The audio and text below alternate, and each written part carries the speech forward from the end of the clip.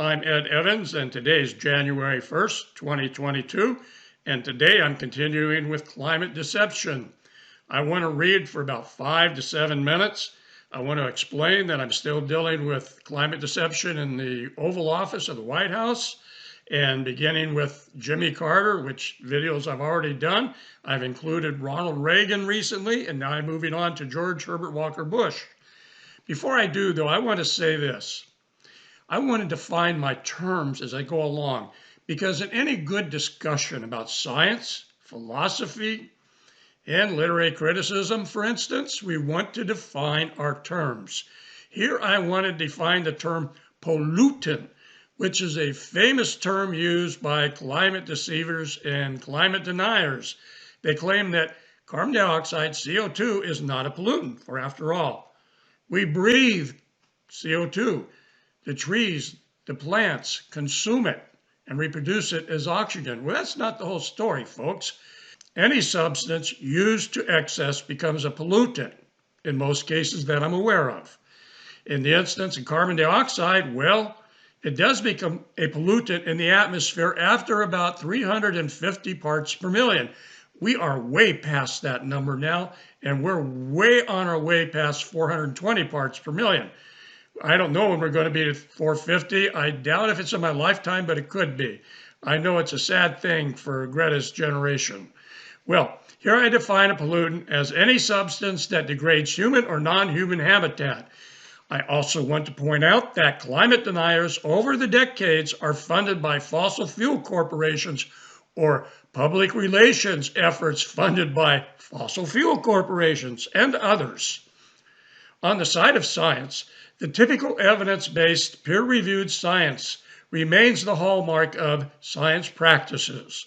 I point this out because scientists are not hiding behind anything. In fact, scientists do not hide.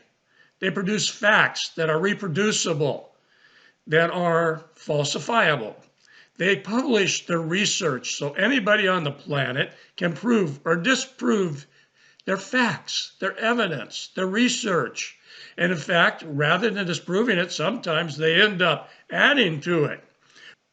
What we expect from science then is reproducible, falsifiable work, including in the science of climate. Soon, videos on presidential climate deception will follow, and I've stated that. We'll begin with George Herbert Walker Bush, leading up to our present President Bush. For those new to this subject, I understand that it's hard to understand at times. It's hard to stomach. It's deadly boring. From President Reagan to the present, we have a clear, documented pattern of climate deception in the United States White House Oval Office, and I intend to help bring light to it by criticizing, by making clear what I mean, and defining my terms. I share resources. Yes, I share evidence from where I got my information. It is reproducible. We can find it to be false or true as the logic, inductive logic or deductive logic moves us. Okay, I encourage viewers to do their own research and prove me and my information sources wrong. After all, if we expect as much from climate science, we ought to expect as much from YouTube presenters as well as corporate and oligarch, billionaire-owned news sources, information sources. All right, I need to point out terms like sustainability, which will be defined, ecology, conservation, and more. But these are terms for another time and place. I'm going to sign off now so I can go back to work on George Herbert Bush, his White House, and his climate deception, and those who helped him deceive. Eddie Evans signing off and wishing you a happy new year, and get to work on your climate science literacy, because I am that we got a lot of work to do.